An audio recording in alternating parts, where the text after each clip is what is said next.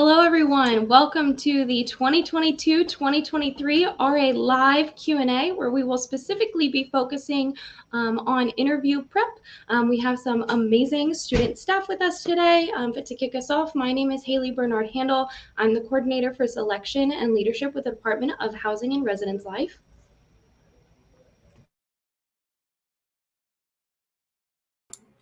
My name is Connor. I am also I am a resident assistant with the Department of Housing and Residence Life. This is my second year as an RA. I have worked in the Neptune, Northview, and Libra community, which is where I am now. I'm really excited to see all of you, and it's great to be here. Hi guys, my name is Amaryllis. I am also a resident assistant, and I have worked previously as an RA for 3 years. I've worked in the Union West community, Tower 1, and I've also currently now at Lake Claire community. Hi, my name is Brooke. I'm an RA in the Libra community. This is my third year as an RA, and I'm really excited to be here and answer some of your questions. Woohoo! So we are going to be answering all of your questions live for those streaming on either Facebook or YouTube. All you have to do is put a question in the comment section and we'll be able to answer it here live. As I mentioned, we have some really great student staff RAs here who are eager to answer your questions. All of these RAs here have interviewed in person. We know that this year's interviews are going to be in person, so they'll be able to speak specifically on that aspect. As you probably know, as a candidate, there is the option to interview virtually. So any general interview questions they can still answer, and then if it's specific to interviewing virtually, I can help with that. And we can also answer questions regarding the RA position itself. So we will go ahead and start with a couple questions. So this one will be answered by everyone. So we can go in the same order as introductions. So Connor, if you want to start, why did you apply to be an RA? Thank you so much, Haley. That's such a really great question. I remember when I first got to UCF and I started living in student housing, I lived in Libra, which is where I work now. And I always remember walking to the office and just seeing the camaraderie and the rapport that the staff members had with each other. And I was like, I would really want to be in an environment where that was capitalized on and I got to participate in. And then I just saw how active RAs were in the community and how much they contributed to just, the amazing experience of being in housing at UCF. My RA especially was really influential on me applying to be an RA. And it's a perfect fit if you're really charismatic and you enjoy working with people. And I love working with people. I'm a people person. So that's why I applied, just for the experience, to love the people around me, and just to be in an environment where I could thrive. Well, I applied to be an RA just because I love the social interaction with residents. Like, coming to UCF, it's a really big campus and it's really hard to make those connections. So being an RA is absolutely great because you have your select residents who you can talk to, get to know, like create events with them, throw events for them. And also you get to basically help the whole entire community as a whole. And also if you get the opportunity to work in different communities, you're essentially helping residents and students all year round. And also I do want to go in higher education one day. So I love everything about housing and all the different departments. So I just really like learning as much as I can. But I really just love it for the social interaction, to be honest. And that's why I wanted to be an RA. I actually applied because my RA inspired me, just same as like Connor. She was incredible. She really helped me with the application process and everything. But yeah, no, I'm an extrovert through and through. I love talking to people, and I work with freshmen. And I absolutely love working with freshmen because they're just so eager to learn all the resources and talk to you. And so that was just an amazing thing for me to be able to get to learn. And also it's a really great for building skills with time management, leadership. I have had so many opportunities through this position. But yeah, I applied mostly because of my RA, and I just thought it was going to be a great opportunity. And it also helped me realize a little bit more of what I wanted to do career-wise, because I also, as Amaryllis said, I would like to also go in higher education. Awesome. Thank you all so much. So we're going to do our next question. Where exactly do you meet for interview check-in on main campus? So it is in the Nike Activity or Nike Programming Center, which is an academic village. So for those that are not familiar, honestly, if any of you all want to describe the best ways to get there, again, I don't like go outside of my office very much outside of that. So if you guys want to give some like general directions from either like the student union or maybe Reflection Pond, anyone feel super comfortable giving directions? Perfect. Brooke, take it away. So I live in Libra, which is right across the street from the gym. So the RWC, it's literally directly behind the RWC. You would just start walking and you just go straight. You said it's over in the Neptune area. It's candidate check-in will be in Nike programming. Oh, Nike programming. Okay, so then Nike is on the left. Wait, the left-hand side. Yeah, so you would walk straight back behind the gym, and then you would end up making a left, and then it's in that general vicinity.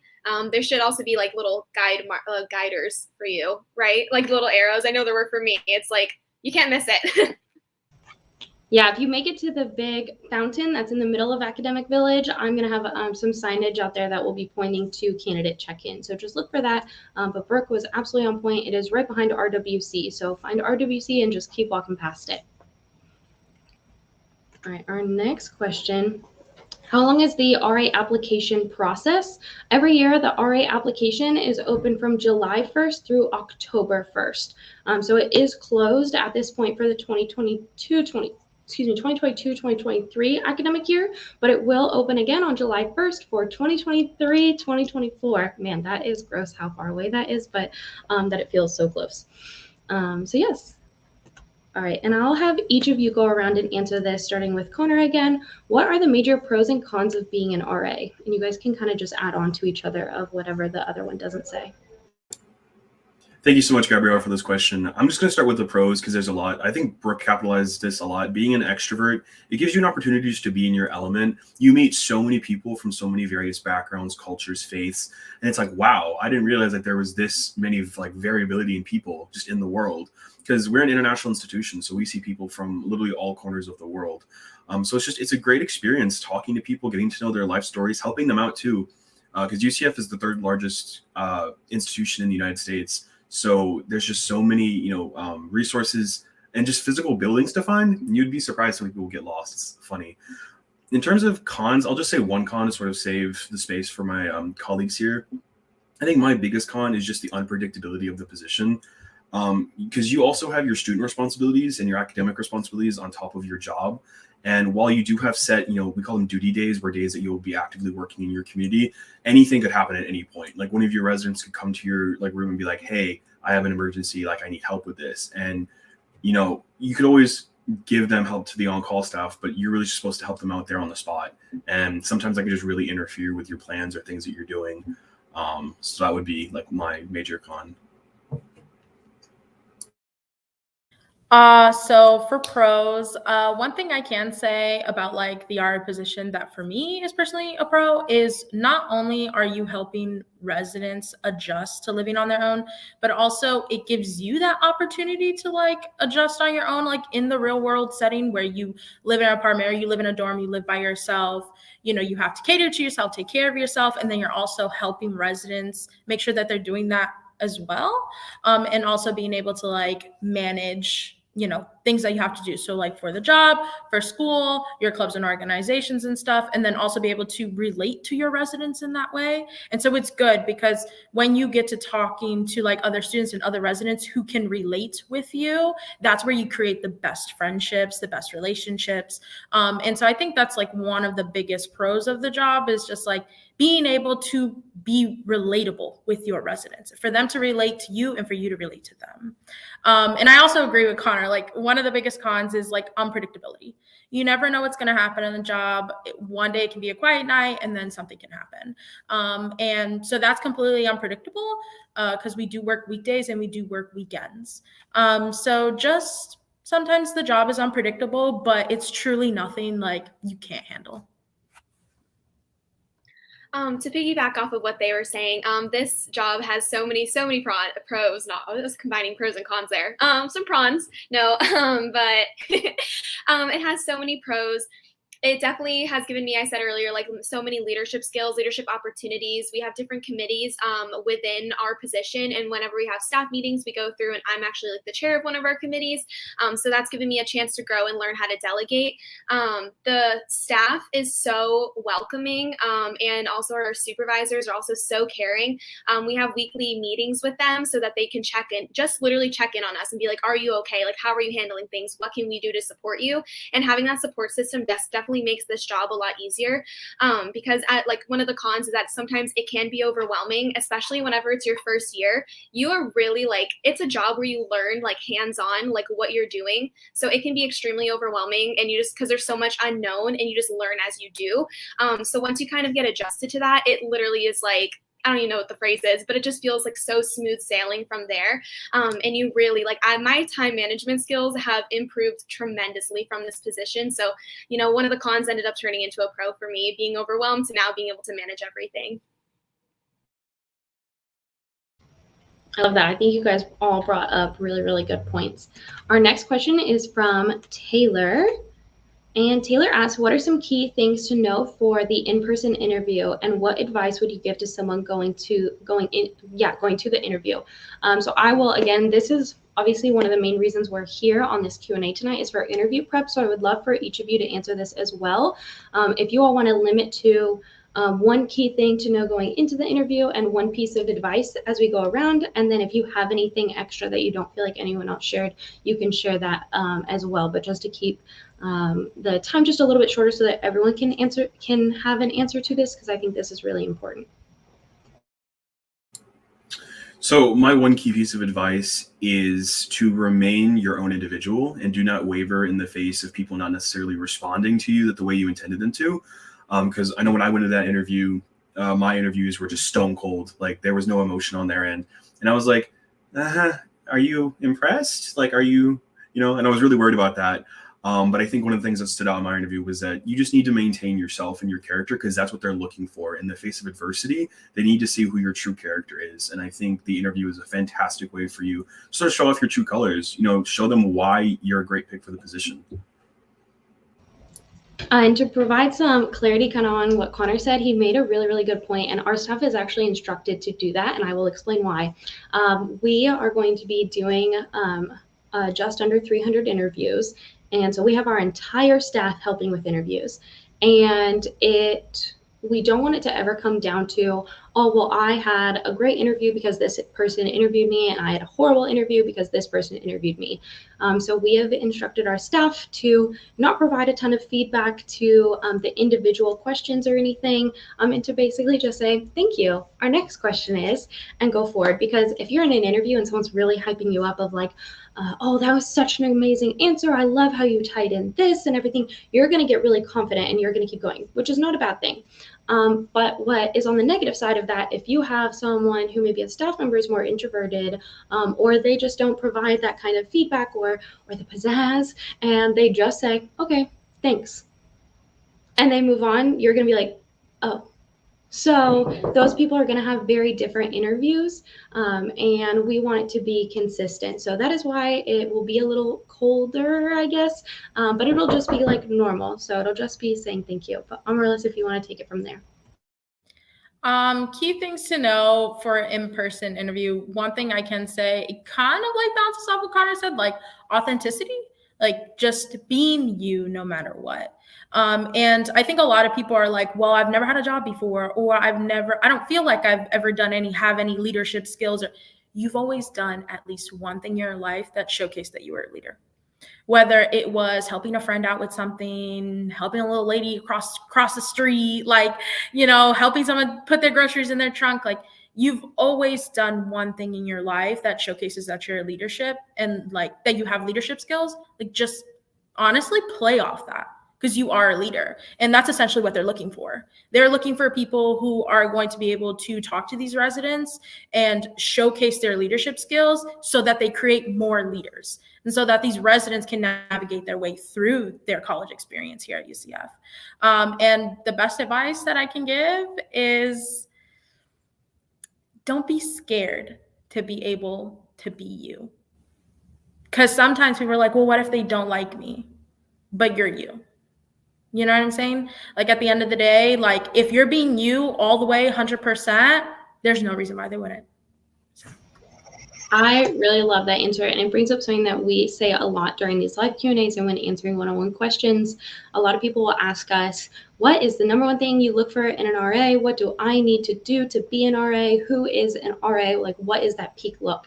And we are really, really specific that we're very proud of how diverse our institution is and how many different types of students we have on campus. And we want our staff to be like a little microcosm of the entire university. So if I say, you know, I want this type of leadership skill, I want this personality, I want this, and I want this, and that makes an RA, that's not really mimicking our university diversity as a whole. And so that's not what we're looking for. And so just as Amarilla said, just be you, because we are looking for someone just like you, regardless of who you are. We really, really are, because we want our staff to be very diverse and very unique, all in their own. So don't ever worry about your personality not being the type of personality we're looking for an RA. We're looking for anyone and everyone, and we train the rest. Brooke, you want to take us home? Perfect. I would say Haley, Connor, Amarellis, you guys all put it perfectly. But the one thing I would say I probably want to add is like, for group interviews, if you're not the type of person to, you know, like take the lead, that's okay. Like, don't be scared. Then don't think that you need to like be the type of person to be like, okay, I'm in charge, I can be the spokesperson. Like, as long as you're doing your part, it's okay. If you feel like you're doing too little, I promise you you're not. As long as you're like at least talking to like one or two people and like giving your opinion, it's okay. You don't have to be the person who's like, no, I got this, you know? It's all right. And then, yeah, like they said, just be your true authentic self. We will be able to see that and we'll love you for that. Exactly. Yeah, just be honest. Everything will fall into place the way it's supposed to. And then, like Amarilla said, just don't be scared. It is really not anything to be scared of. Our staff is literally so nice. Like, I know that we can't give you facial expressions or anything, but you know, like if you feel confident, then that's perfect. Like, that's all you need. I will say, as Brooke brought up a really important point, when we last did in-person interviews, we were doing a group interview, but based on some feedback of people not feeling like they could speak out, just like Brooke was saying, and getting really discouraged by that, we've actually gotten rid of the group interview. I know, shocker, surprise. So we've extended the length of the individual interview, and we've gotten rid of the group interview. So hopefully that helps some things as well, but that'll be exciting. Sorry, Brooke, I should have given you the heads up. I didn't even think about it, honestly. But yeah, she made still very great points and actually made most of the points as to why we don't have the group interview this year. But yeah. All right, so our next question is from Dominique. How should our attire be at our interview? Does anyone feel very strongly about answering this question? Connor, go ahead.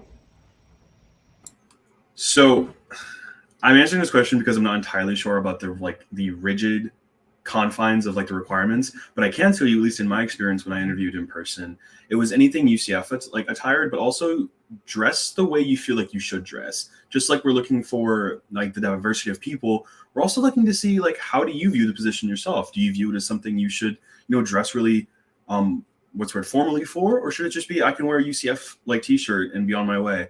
I think I wore like a UCF polo, but it wasn't like anything official. It just said like UCF something.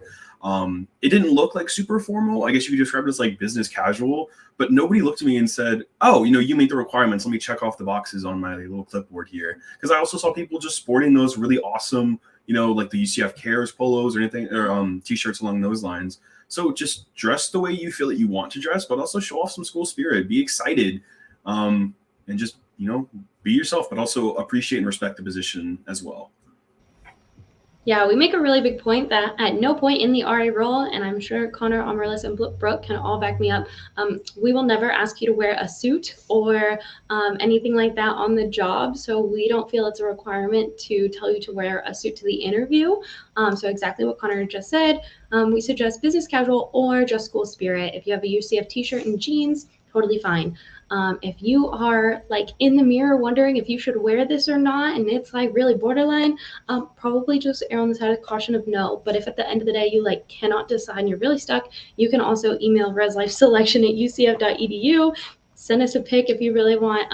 We've had people do that before, and we can let you know if we think it's great. But you don't have to do that. Please don't flood our email. Only do it if you're like really really, really stuck. But again, if you're that stuck, you should probably just pick something else. But wear something comfortable. Be comfortable and be confident in what you're wearing. Brooke, did you have something you wanted to add to? I was just gonna say, I remember whenever I interviewed, I just wore like my favorite dress that was like appropriate, of course. And then I wore like a pair of really nice sandals, and I felt confident when I was doing it. And as long as you feel comfortable and confident, it'll definitely show in the interview. So yeah, like Haley said, just like obviously if you have to second like guess it, maybe err on the side of caution. But yeah, as long as you feel comfortable and confident, like it's good.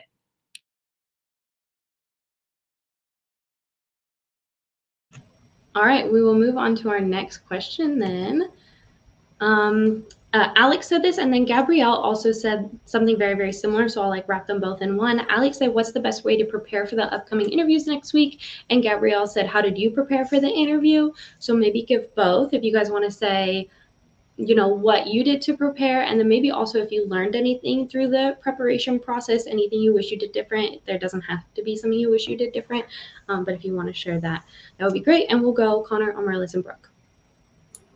So this might disappoint some people in terms of like preparation. I kind of was just like, let's go in there with like myself and just see how far I can get. Essentially, it wasn't like I didn't look up how to do like an interview or anything. But that's also just because I feel naturally strong in that aspect of being interviewed and responding to questions.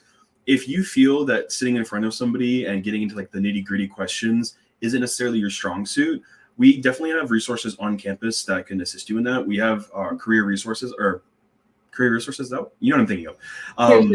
Career services. Our career services office is really helpful in that regard. If you feel that maybe you don't have that confidence or that ability to like respond rapid fire to those questions. But in terms of preparation, I didn't really do much.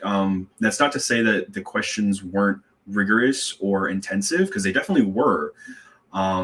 It was just I went in there with the best attitude that I possibly could have, that I knew I had the answers to what they were going to ask, and that's all you need. That also speaks to the be yourself point as well. Go in with confidence and know that you are a desirable candidate, and you'll be great.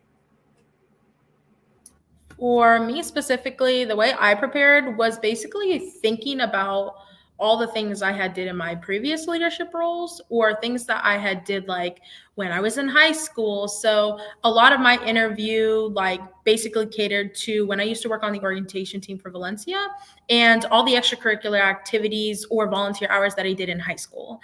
And so I took those leadership experiences and was like, well, if this is the question that they're giving me, let it be a prompt or something like that. Then I'd be like, well, this is what I would do. Because I've been in a situation, or because I've done these things in the past, I've experienced these things in the past, that this is how I would handle the situation. So basically thinking about what you've done in the past to showcase those leadership skills. And that's basically all the preparing I really did for my interview. Was I thought most likely they're going to ask me about when I was a leader. And so I thought about all the experiences that I did have being a leader, or that I thought I was a leader in that moment. And I basically just catered that off to the interview, like whatever the questions were. So Amaryllis described what I perfectly call the pocket answer, or pocket experience is what I've always called it in some previous Q&As, where I pick a couple of the stories where I feel like I have shined the most, and that can also fit a couple different things. Fit either my leadership experience, when I took charge and took kind of the stage as the leader and tried to delegate and organize a situation, crisis management, anything like that, where like I have one or two stories that can fit a couple different questions, so that I can beforehand, I actually write down kind of everything I remember, like my narrative from that situation, and I read it over once or twice before the interview, and then I have what's literally called my pocket answer. So I have these experiences, my leadership experiences, whatever you want to prepare, that I can be prepared for in an interview to kind of give some experiential content. So that was perfect on those. Thank you. And Brooke? So I am an anxious girl. So whenever I am preparing for an interview, I tend to write down any possible question that I think would ever come up on the interview. I think of every scenario I've ever been through, pick the best one, and then I write down like my answer. And I also like to go with my friends and have them ask me the questions and do kind of like a mock interview. That's just me. You don't have to be that extra. You can also do, I've done the Connor way too, where, you're just kind of like, I feel like I am confident enough to where I can just kind of like, go on the spot. And like, if you feel like you're definitely like a very like articulate person, then, do whatever you feel works best for you. Just me personally, like I like to write everything out and then reread over and over, kind of like what Haley was saying, like the pocket report. Is that what it's called? But experience. Yes. So exactly. Yeah, I like to do that. And I like to plan out what I think I would say. And yeah, definitely draw from like, you can pick like one or two scenarios that like work for multiple questions, because you can overwhelm yourself if you end up picking a bunch of different experiences. And then whenever the actual interview comes and then you're like, oh my gosh, there's so many to choose from. It's definitely a lot easier to only have like one or two to work with, that can fit multiple things. But yeah, then yeah, that's probably the best way I prepared. I don't know. I think that was the last part. Awesome. Thank you, guys. All right, your next question. Brooke, you brought this up a little bit earlier about being involved on the committee. So why don't you take this one? Gabrielle asked, what are the different committees? So Brooke, you can talk about the committee experiences that you've had. And then if Brooke doesn't mention any that Connor and Amaryllis you have experience with, go ahead and add those in. So it definitely is different for every community. Also, sorry, my lighting is going in and out. But it's definitely different for every community. I've lived in Libra since I was a freshman. I've been an RA in Libra for all 3 years. And each year we've had a community recognition committee. We've had a staff development committee, and we've also had an operations committee. So I have been on all 3 committees. The community recognition committee was the one that I did my first year. That one was basically like, we celebrated birthdays, we celebrated things around the community, and we looked for ways to give the community a little bit of like a touch up and like making the office, decorating. It was really fun. I liked that one a lot. My second year we did staff development, so we planned professional development. I don't know what to call it, like workshops type of things just for our staff. And we also plan like fun events, like a Lake Claire Day, which if you don't know, because if you're not UCF, Lake Claire is like they have kayaking, there's a pavilion, there's volleyball. So, we try to plan events for our staff for like team bonding, which definitely have helped us a lot. And then this year I'm on the operations committee, which is kind of like the day-to-day life and trying to fix little things that we think could make our staff work better. And then we also work with like budgeting and stuff like that. But if anybody has worked with in a different community that has like different committees, then you're more than welcome to chime in. I think for the most part, they're pretty much the same. Back at Union West, we did recognition, we did professional, and then we also did staff development. And then here at Lake Claire, we only do the recognition and we do the professional, which is basically our professional is a mixture of staff and professional development. So for the most part, it's just probably the same in every community, or there's like 2 that are like mixed together. But definitely, like Brooke said, like recognition is basically like recognizing each other for all the hard work that you do.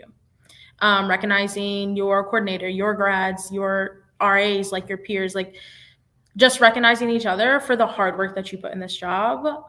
Usually professional development, they'll help us with doing like elevator pitches for RAs, or we'll do like interviews, or we'll do exercises, or we'll do like incident report writing, or we'll go over resume building. And so it'll continue to help us as RAs to like develop ourselves while we're still in school and be able to have those conversations with our other RAs like, hey, we're all RAs. How would we organize this on our resume? Let's all update our resume together.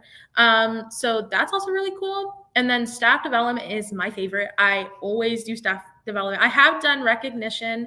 I've never done professional development, but staff development is my favorite because it's the time where you get to create icebreakers and like do staff bonding events and like team building things. And that's when you get into like the nitty gritty part about creating relationships with your staff, which is so important because you're going to be spending so much time together to basically build a community. That is what we do as RAs. We build a community for our residents that they love and that they enjoy and that they want to continue living here. So like staff recognition is always my favorite because I am able to basically bond with my RAs, and we're able to come up with ideas how to not only create our relationship stronger and have those strong relationships, but also with like the residents. So like committees are really fun. I like staff development. So if you like staff development, but I thought I'd say that. Yeah, thank you. Our next question is from Ariana, sorry. Will we be asked situation-based questions similar to the one on the application?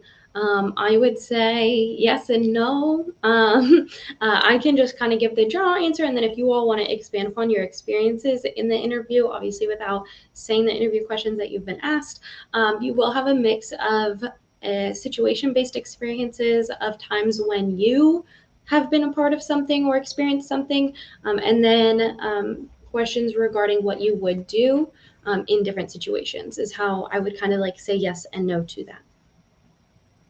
If you all don't have anything to add to it, if you feel like that covers it, that's fine. Perfect. All right, next question is from Taylor. How are you able to balance being an RA and classes? And we'll kick it off with Amaryllis. I think you're the only one that hasn't started a question, so you could start, and then Connor and Brooke, if you guys want to add in anything, if you have something to throw in there, great. If not, all good. So the good thing about being an RA is that your team works around you. So when you're picking like weekday shifts or weekend shifts, essentially we sit down as a group and we talk about like, hey, these are some of the other responsibilities that we have to do. So you usually will like, I have classes during this day, I have classes during that day, so I can't work on those weekdays. And so they work around your schedule. They're usually pretty lenient for the most part. Like you're a person, then you're a student, and then you're an RA. And so that's how it works. So they care about you first. They care about your mental health, your physical health, your emotional health. They care about, you know, your schooling. So like to balance that is really good because they work around you knowing that you are a student. And that you're also trying to help other students. And so for me personally, the way that I've balanced is just like planning out my schedule ahead of time and then basically working that around also my RA schedule. So like if I have classes Monday, Tuesday, and Wednesday, then okay, I can do weekday duties on Thursdays. And then from there, I work on my Thursdays, I work my weekend shifts. And then so when I do have classes during the week, I try to get my homework early. When I do have time off, you know, usually when we're sitting in the office, you can do your homework. I don't recommend doing anything timed, anything that is, you know, you're going to rush to do. I would only recommend like taking notes, reading some pages. And so you have that time to sit in the office if like no one's calling or anything like that, to be able to have that time to like do homework. But when you are working, the job does come first. And so if you get a call, if something happens, like you have to go. So I wouldn't recommend doing anything crazy while you're working. But it is very like you're able to balance classes and work. It's not as hard as people may think because it does seem like a very time consuming job, and to a certain extent it is, because you're not only like handling yourself, but you're running a community and you're running a whole building. And so sometimes you'll work with 30 students and sometimes you'll work with 60. It just depends on the community that you work with. So just being able to also have those open communications with your grads and your coordinators, that when you need time, when you're struggling, they can be able to sit down with you and help you balance those. So just know that you're not alone. So if you don't know how to balance classes and being an RA, there's going to be people there to support you so that they can help you balance those. So don't ever feel like you're alone in this job. Like ask questions. Don't be afraid to be like, I need help. I don't know how to balance this. I don't know how to balance that. We're all very understanding. And as much as you want your residents to succeed, we want you to succeed as well. So hope that answers it. I love that. Thank you. Connor, Brooke, do you guys have anything specific you want to add? Good. I was gonna say like physical things. I have a Google Calendar, and that has actually like saved me so many times. And also there's like certain softwares that like when you're scheduling like intentional conversations with your residents, like it automatically adds it to your calendar, and it makes your life a lot easier instead of having to like transfer things over. There's so many different like amazing resources that like returning RAs can share with you. So like, you know, like there's always somebody to lean on. And yeah, we're always willing to give our resources up. Literally somebody just had a presentation at one of our staff meetings on how to use Notion and how she can like we can apply to like the RA position. And it was incredible. And it's like, I very much am considering transferring over. But yeah, so it's like you always have a lot of options. There's so many people to lean on. It can be a little like hard at first, but once you actually become in the balance of things, it'll all fall into place and it becomes a lot easier. So, just whatever works with you. Like if you're not somebody who likes using like a physical calendar, like, like you'll find what works for you. I love that. Thank you guys. Our next question is from Alex. Are there any common issues you have noticed in candidates during in-person interviews? I will kind of like take that as someone who is like the interviewer role. But then if you all want to add anything else based on like post-interview, things you thought about, things you wish you did differently, anything like that, you're more than welcome to. So for your specific question of are there any common issues you've noticed in candidates during in-person interviews? Yes, one above all others is that people won't answer multifaceted questions or they forget to. So if it's a question of, tell us about a time you did this, how would you do it differently next time, why? And then they answer with a time that they did something and they didn't answer those other two questions, you're only answering one of the three questions that I've asked you, and that's really hard. I do want to, put out there, because we are very vocal about this, we do include a copy of the interview questions at the table. So you will literally see the interview questions right there in front of you.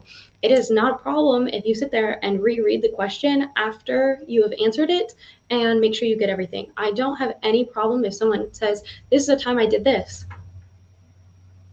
Oh, and what I would do differently next time is this because this. There's no problem with that. You don't, like get docked or anything by looking down and reading. We're also more than happy to repeat the question for you as many times as you need. And there, again, is no problem with that. There's no, note box. It's like, oh, they asked me to repeat two questions. Like, that's a problem. That's not true.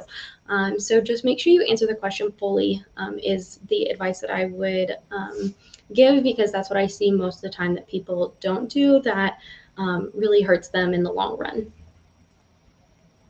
If you guys have any extra anything, perfect. We will move on to the next one.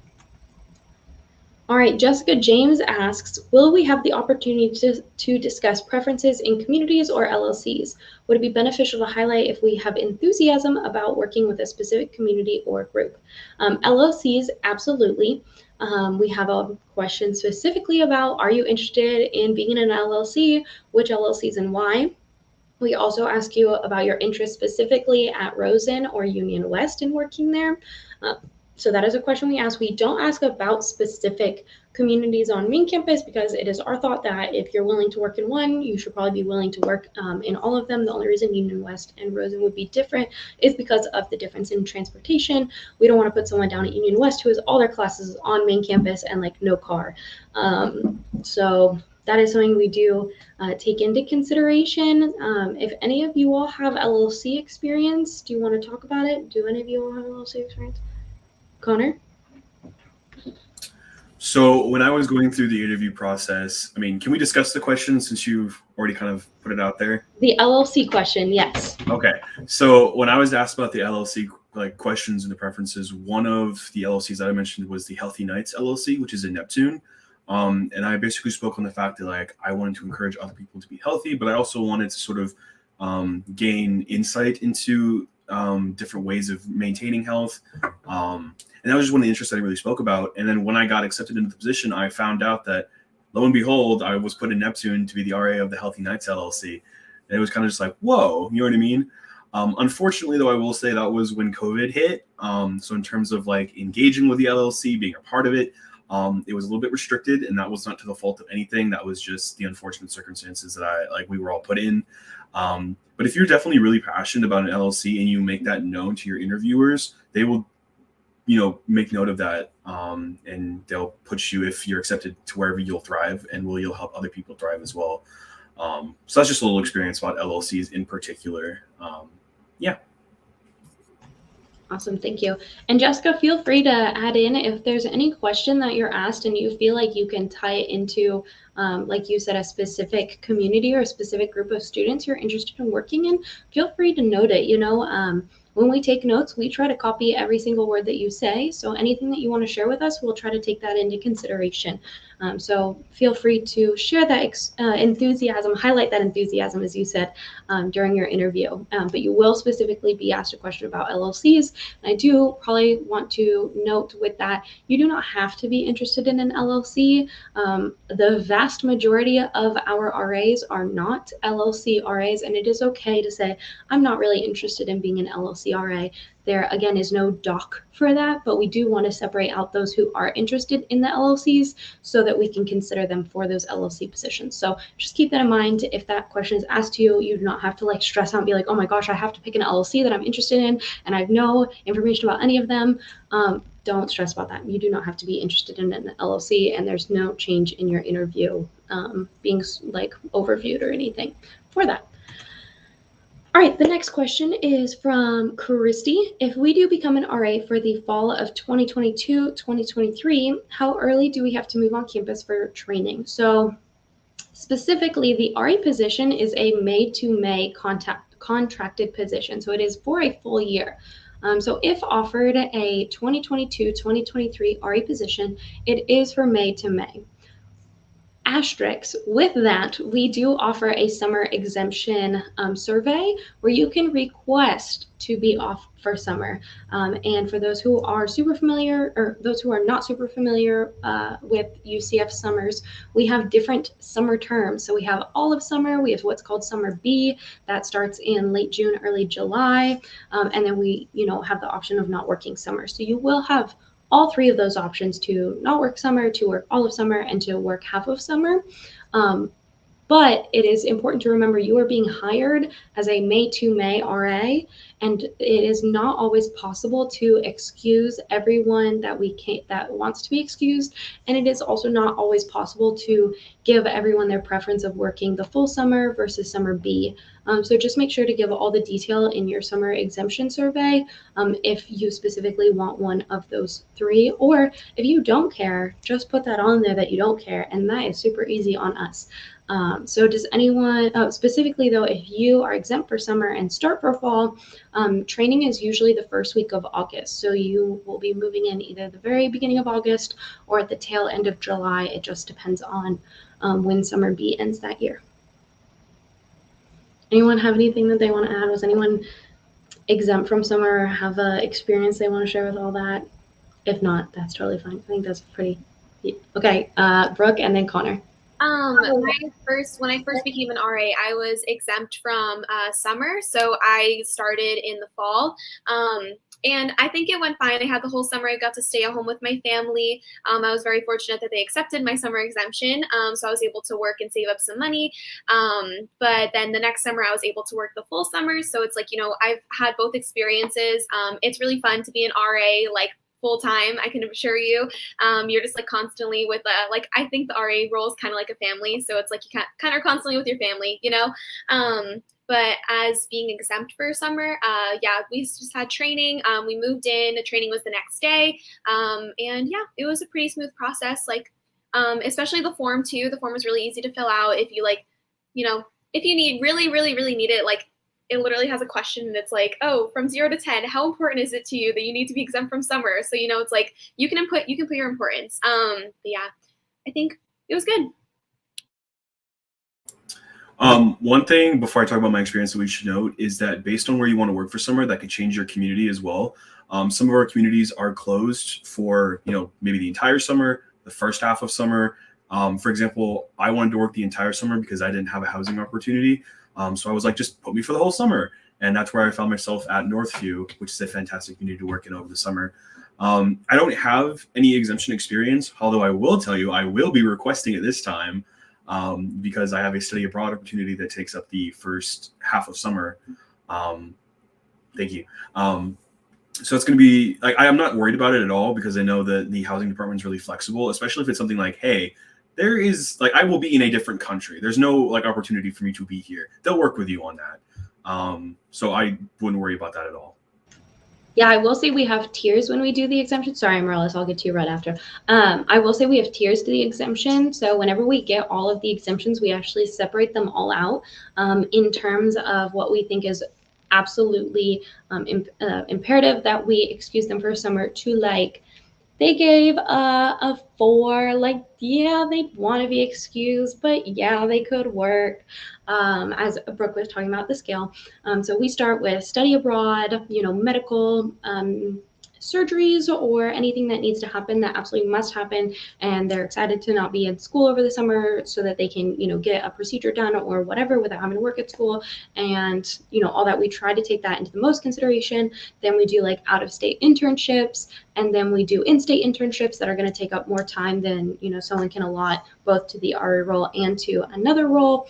And then we kind of go down the line. If people have like family vacations that they're doing in May, then they're probably going to go and work summer B, because that's just a portion of the summer and don't really need to be excused for the whole summer, just for like a 10-day vacation.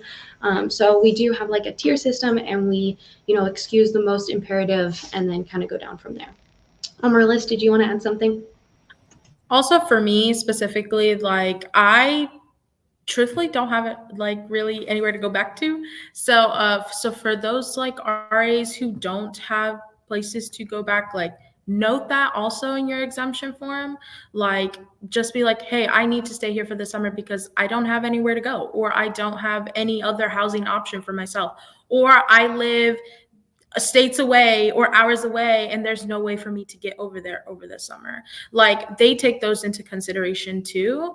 You will most likely, if you don't live in an annual community, which they basically run all year round, they'll move you to another community that is annual. But other than that, like don't be afraid to like put that in your form, because that's what I do every summer. Sometimes I'll take classes and sometimes I won't, but I'm like, I need housing options. So don't be afraid to also say that, because some people are just like, well, I'm not taking classes. Where do I go? Or I'm scared. Where do I go? I don't have anywhere to go. Like they take that into consideration too. So like, don't be afraid to be like, hey, I don't have anywhere to go. There's no shame in that. Like we all struggle. So don't be able to like express your concerns to us, because we really want to be able to help you and make sure that you're in a safe and livable environment. That is an amazing point. And just like I was saying, how we have tiers of who we excuse first, we have tiers of who we absolutely keep first. It is a total of 2 or 3 people that view these summer exemptions. So please be as honest with us as possible. If you do not have housing, if you do not have safe housing, if you do not have local housing, anything like that, that will literally impact your well-being. That's our first tier to keep you on staff and keep you in a housing location. So just like Amrla said, that was amazing. That was such a good point. I can't believe I missed it. Be honest with us and tell us those things, because we have the same tier on the other end of who we will absolutely, without a doubt, keep hired on campus over summer, period. So yes, please be honest with us and share that. It's just a small group of us, and it's so that we can ensure that you have somewhere to be. Thank you. Alrighty, so the next one is Alex. We do have about 10 minutes left, and we have quite a few questions. So I'm going to try to limit this as much as to one person responding, but if you absolutely have something you want to share, let me know. So Alex, for those of us applying for the first time, what's the best advice you can give to ease the transition process to living on campus? Did anyone go straight from being not at UCF on campus to the RA role? Amaryllis, take it away. Being someone who used to be a Valencia student, and I lived at home like basically until I was 21, and I also have like a really good relationship with my family, the transition was really hard. Not gonna lie to you, you get homesick sometimes it's hard because you're away from your family, and it is a new experience. But also the way to like help me ease with that transition is like, if I felt like I had to call my mom 3 times a day and she was okay with that, I called her 3 times a day, Or we also, as RAs, we get certain nights away where we can leave the community. And so don't be afraid. You get 16 days out of the semester. Do not be afraid to be like, hey, I really want to go home for a week, and then go home for a week. Make sure that everything that like your shifts or anything that you have to do is covered before you leave. But like, plan out that time to go home and go see your family, or to take time for yourself. And just, it is a hard transition. It's going to be a hard transition for you, a hard transition for your residents, and we're all learning at the same time. So basically, like, to kind of like ease that process is take the time that you need for yourself. If you need that time to go home, if you need that time to spend with friends, if you need that time to go on a trip to Disney, take it, we'd understand, because at the end of the day, like, we just want to make sure you're okay.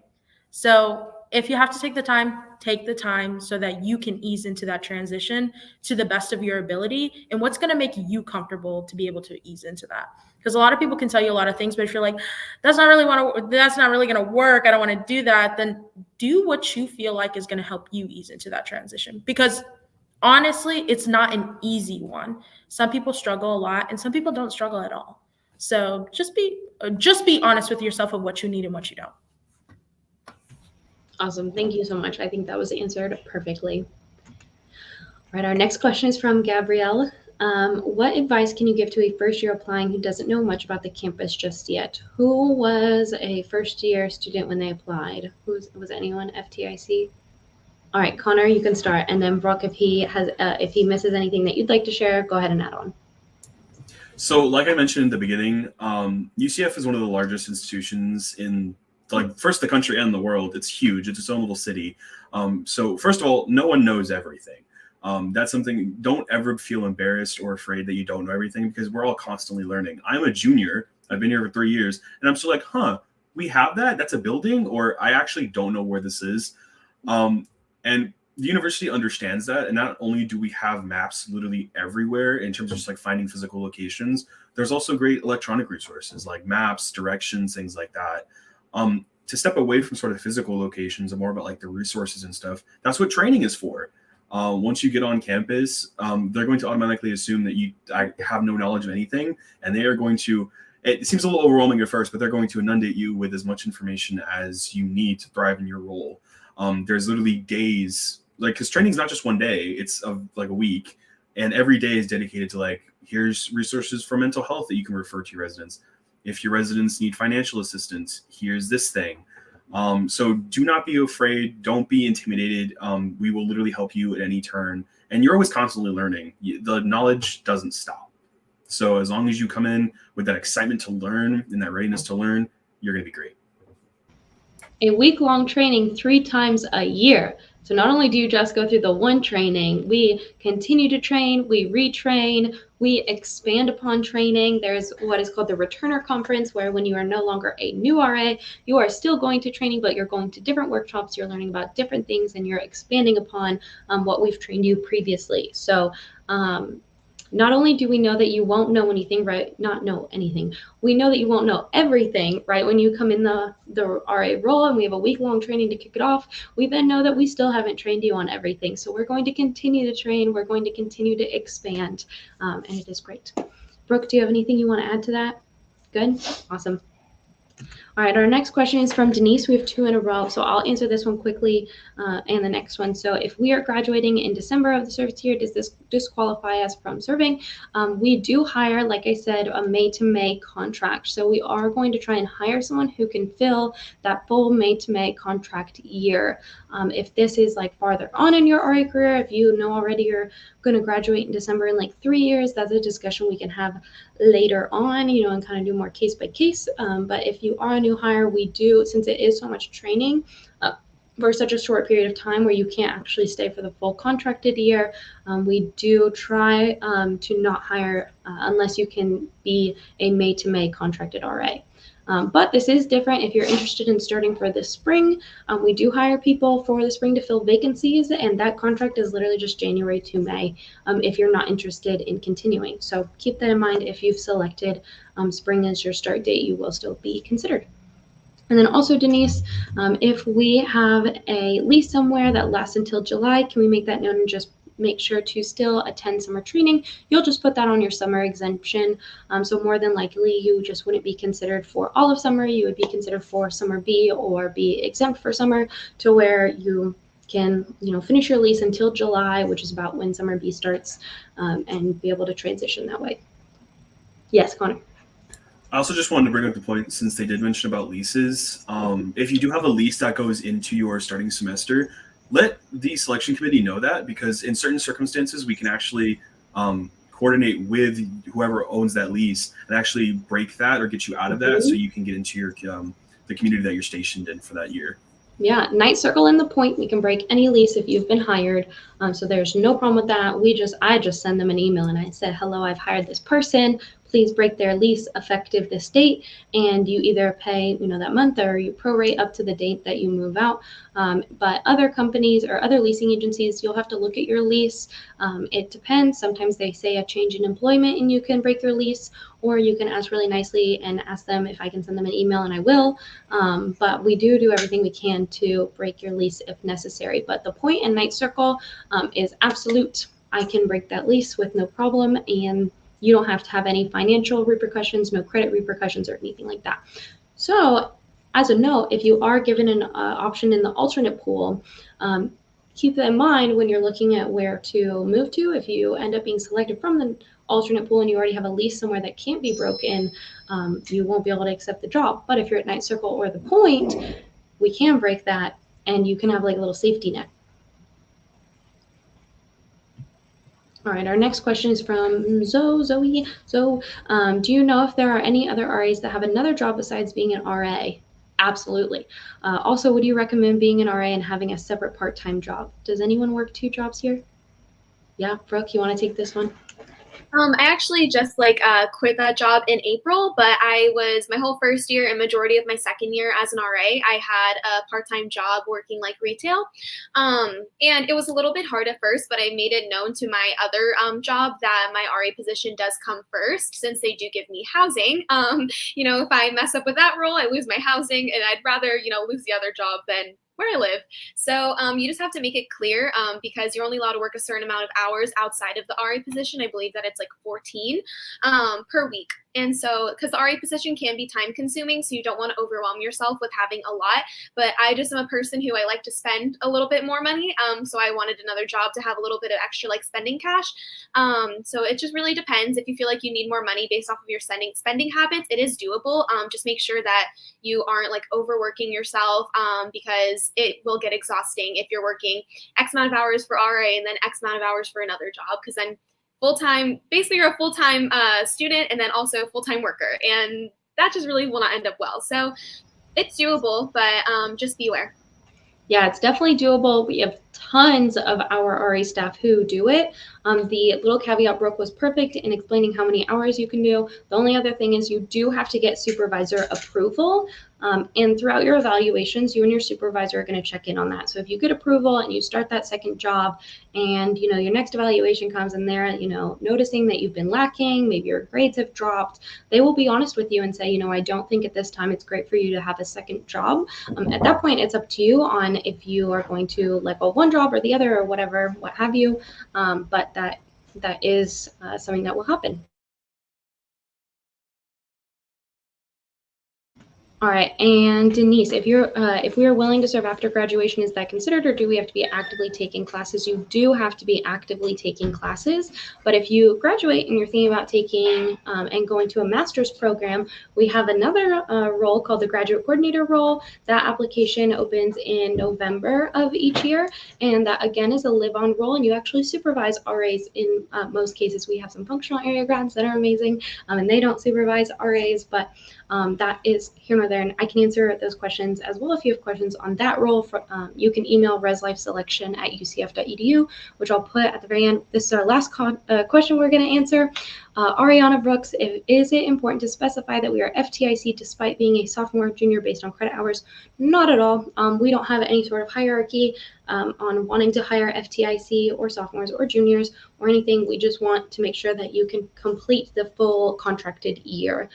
So it doesn't matter. You can share that if you want. If you feel like that's part of your identity and like your experiences that you want to share, you can share that, but it won't make a difference to us.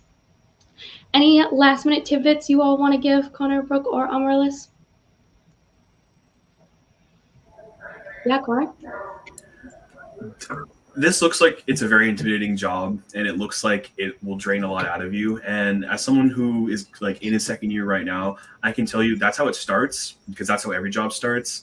But it does get better. You learn that it is not a job that is without support, no matter where you are. Because I've served in 3 communities over 2 years, and I think that's a lot. And every time that I've been put into that new community, I was welcomed with open arms. because we also, there's that overarching department that all the communities fall under that you can always reach out to. And once you learn, like once you get into training, because you're all going to be accepted, and because we're all hopeful for you, you'll learn how things work. And it seems scary, but it will get better with time. So just be confident in both the system and yourself, and you will be great. As scary as it is, the best advice that I can give before we go is don't forget to advocate for yourself and others and what you need. At the end of the day, like Connor said, like every job starts off rough. That's what it is. It's going to be difficult because you have to learn the job, you have to learn what you have to do, and then unpredictable situations that may happen within that job. And it really is, like Brooke said earlier, it's a hands-on experience. But don't be afraid to advocate for yourself and for your team and what you guys need, because no one's going to know if you don't. So just be able to have those open and honest conversations with each other and be able to like support each other, because you're going to have a whole team behind you, a whole department. It goes up the chain. It goes from RAs to grads to coordinators to ADs, you name it, it goes up. And so wherever you need that help, that's really what we're here for, is to just support you in anything. Don't be afraid to advocate for yourself and others. It's the only way you're going to get anywhere. So it sounds like, based off of all these questions, you guys have curious intelligence. You're wanting to learn, and that's amazing. Carry that with you if you get accepted into the RA position. Carry that with you through your interview. And then, like Connor and Amaryllis said, like it's definitely a hands-on experience. You have such an amazing support system, though. I have created so many like lifelong friendships through this position. And yeah, this is definitely the best job that I have ever had, and I've had a bunch. So just roll with it, roll with the punches. Everything will work out the way it's supposed to. Awesome. I want to thank all of our amazing student staff for being here today. Connor, Amaryllis, and Brooke, they are incredible. And I want to thank everyone who asked questions and everyone who watched us live. If you have any questions, feel free to email reslifeselection@ucf.edu. That's the email that I was referencing throughout this. Myself and my amazing grad Tanner, we run that email together. She's the greatest. Giving her a little shout out. But yeah, Brooke knows, they're besties. So yeah, I'm really excited that you all are here, and good luck on interviews. We wish you all the very, very best. Thank you for joining us, and have a good rest of your day.